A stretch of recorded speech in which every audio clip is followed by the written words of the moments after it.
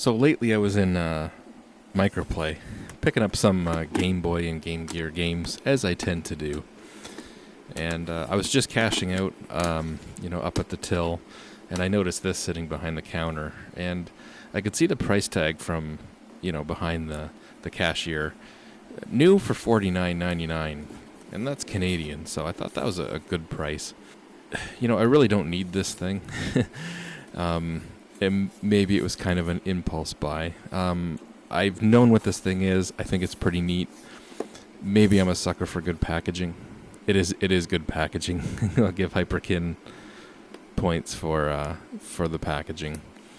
But I've got between real Sega Genesis systems and Raspberry Pis and got the Genesis Mini. I've got a lot of ways to play Genesis games, but it is kind of neat to have something that plays original cartridges. It's not emulation. It's not software emulation. It's not an operating system running, USB drivers, and we've been through all that before. This runs a game off the cartridge while communicating through the CPU directly to the controller ports, if that makes any sense. It's a true clone. It's like Genesis on a chip. A hefty little unit. The first thing I noticed when I sat it down was it really stuck to the table, so I wanted to look at the rubber feet on it. On the bottom, it's got a switch for your region, PAL, NTSC-J, and NTSC-U. And, overall, I like the way this little system looks. Kind of reminds me of a mix between a Dreamcast and a Model 1 Sega Genesis. The 6-button controller actually feels pretty decent. I mean, Hyperkin's gotten credit lately for making decent controllers, and yeah, it is a decent controller. It's got these little lumps on the back that give it a little bit more grip. It's got a really long cord on it and ends in a standard 9-pin connection, of course, meaning this would work on a real Genesis and vice versa. Real Genesis controllers will work on this. It's all the little extra accessories it came with. Looks like it's a standard USB charger. It looks like there's an HDMI cable in there, standard AV stereo cables, and the USB cable for powering it.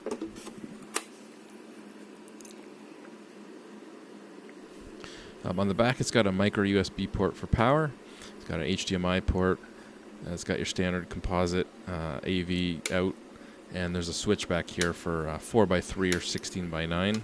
I'll leave it in 4x3 to start, but we will check out the 16x9. Just peel off that wrapper. It's slightly satisfying. Obviously, aesthetically, it's taken a lot of little cues from the Model 1 Sega Genesis. I mean, the power button is basically straight off a Sega Genesis Model 1, and the reset button, that blue reset button, is reminiscent of the Japanese Mega Drive Model 1. So I'm going to test out a bunch of games. I got Sonic the Hedgehog, Streets of Rage 2. Obviously for the music aspects, we want to check out Streets of Rage 2. Earthworm Jim. It's got a lot of voice. Virtual Racing, interesting to see if that one works at all with the SVP chip. And my Everdrive, we're going to test that. So pop in Sonic the Hedgehog. Cartridge, it's got a little bit of a death grip. It's not too bad. The cartridges go in pretty easily. They just sometimes takes a little force to get them out.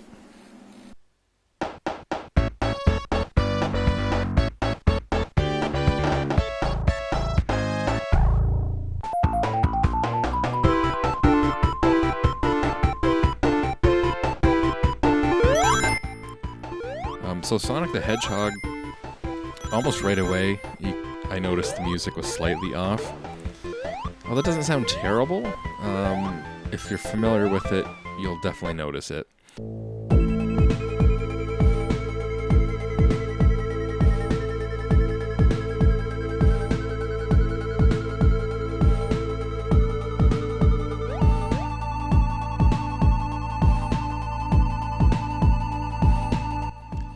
Streets of Rage, the music sounded fine.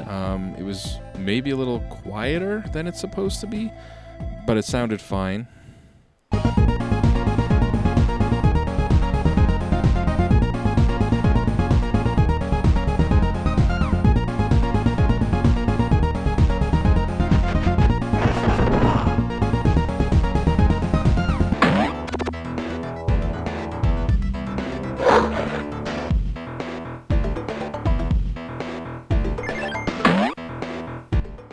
same with Earthworm Jim. The music in Earthworm Jim was definitely a little on the quiet side.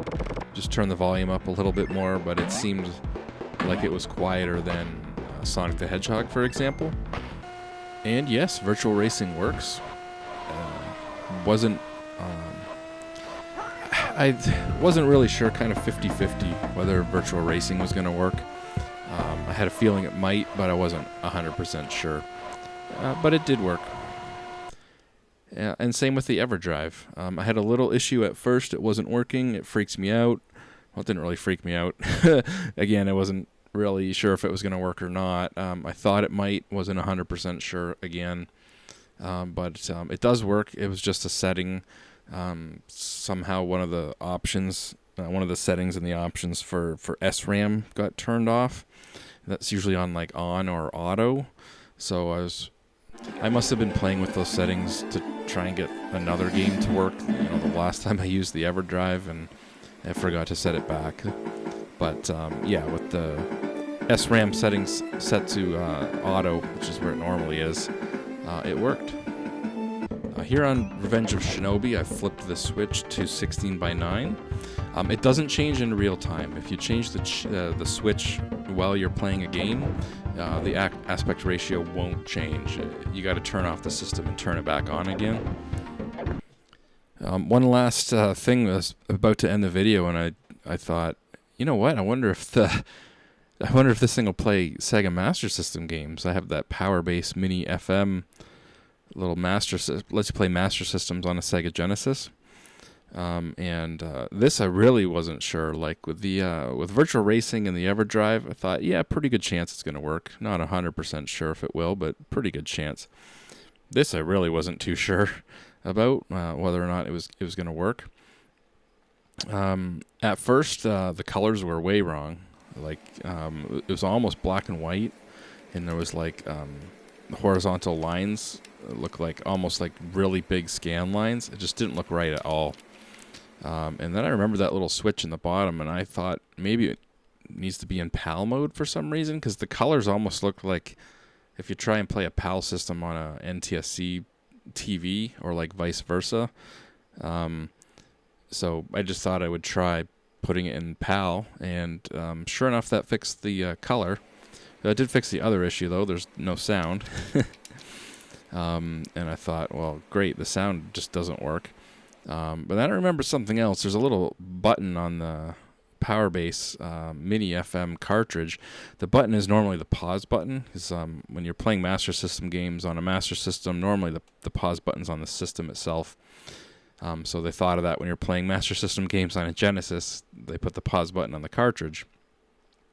But there's another little hidden feature with this cartridge. It's got the FM sound chip in there to give you the FM music for the like Sega Mark III or SG-1000 Mark III games that supported FM music. And this has that FM chip in the cartridge. Normally it tries to give you the better FM music, and so I thought maybe that's just not like passing through the cartridge slot. But another thing with this cartridge is if you hold down that button, like if you hold down the pause button on the cartridge, what's normally the pause button, hold it down while you turn on the system, it actually disables the FM sound, and it just defaults to regular Sega Master System sound. And sure enough, that did it. So yes, this thing plays Sega Master System games. The color is proper if you have it on the PAL setting. And if it's the normal Power Base, or like the Power Base for the Mega Drive 2, like that style cartridge that was released in Europe, it should work fine. If it's the Power Base FM, you just got to turn off the FM music option. So overall, I'm actually very impressed with this thing. The build quality is pretty good for a clone. At $50 Canadian, it's like what, I don't know, $35 US maybe. This is definitely the best clone for the money. I would say it's, obviously the best clone for the Sega Genesis is going to be the analog Mega NT, I think it's called. But I mean, that's got to be like 4, almost 5 times the price of this, probably closer to 5 times the price of this thing. And so, I mean, yes, that is, if you want absolute perfection, that is basically as good as it gets. It's something that can play Genesis games and gives you HDMI, and it's just super accurate. That thing is definitely the absolute best clone system out there, really. But I would argue this is the second best. And again, at a fifth the price, I think this is probably perfect for a lot of people.